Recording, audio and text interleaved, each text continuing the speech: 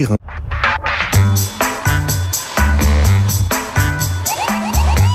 nous retrouvons le billet d'humeur, puisque la semaine prochaine, Philippe ne sera pas là. Et non, mais peut-être que Mona sera là, Isabelle, je ne sais pas, tu verras bien. Ben les amis, quand je vois parfois comme c'est compliqué d'écrire un billet d'humeur quand on sait qu'il y en a qui vont aimer et d'autres pas, et sans savoir vraiment dans quelle proportion, et tout ça pour une gloire plus qu'hypothétique, je me dis que parfois pour faire de la politique, il faut vraiment avoir une grosse paire de cojones, ou alors être totalement inconscient. Surtout quand c'est pour, in fine, récupérer un mistigris, comme aux cartes, vous savez, celle qu'on veut pas dans son jeu et qu'on essaie de refiler à n'importe quel autre couillon qui est dans la partie.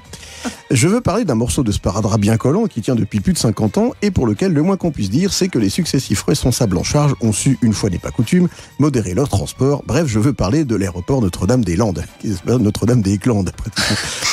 Qu'est Pataquès, mes amis, qu'est Bourbier. Alors, pour ceux qui n'ont pas suivi l'affaire de trop près, il s'agit d'un vieux projet de construction d'un nouvel aéroport du côté de Nantes, projet dont le point de départ remonte à 1960, excellente année ceci dit. Après Jésus-Christ tout de même, n'allons point tout non plus trop loin dans la mesquinerie. À l'époque, l'idée était de s'installer dans une zone relativement peu peuplée et offrant un beau morceau de territoire pour avoir des pistes suffisamment longues pour pouvoir accueillir un Concorde, par exemple. Les études avaient donc été faites et décision avait été prise de ne rien entamer et d'attendre le bon moment. Bref, de faire une petite sieste pour être ensuite d'attaque pour entamer le commencement du démarrage du chantier. Et c'est donc 8 présidents de la République plus tard que le réveil sonne pour que finalement on décide d'abandonner le projet. Et nous avons donc maintenant droit, comme à l'accoutumée, au concert des vieux mammouths de la politique qui, après avoir été dans les majorités au pouvoir, majorité qui s'était bien appliquée à ne point bouger sur le sujet, viennent faire la leçon et expliquer à qui veut l'entendre que ce gouvernement est nul, qu'il n'a plus d'autorité et qu'en plus il bafoue le vote référendaire du peuple de la région nantaise, qu'il s'était prononcé à environ 55% des votants pour le maintien du projet. Bref, un parfait déni de démocratie et un mépris pour les citoyens.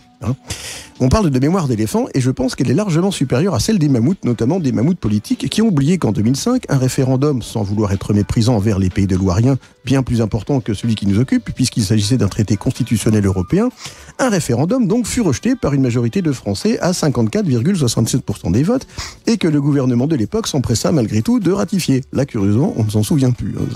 Alors, comme on dit dans la sagesse populaire, poète les gars.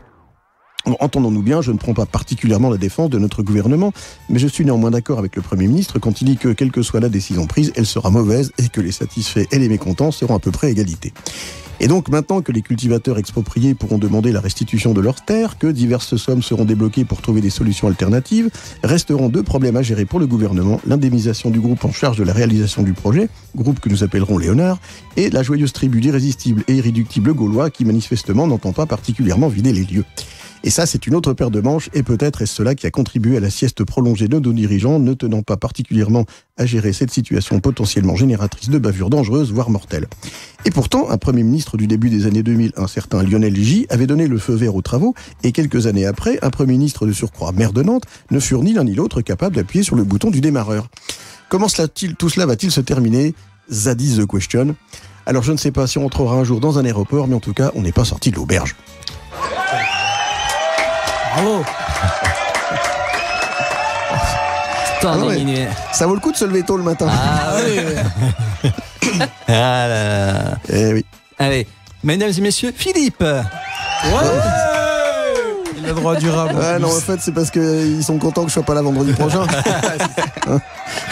C'est la standing ovation, lève-toi et barre-toi. Oh là.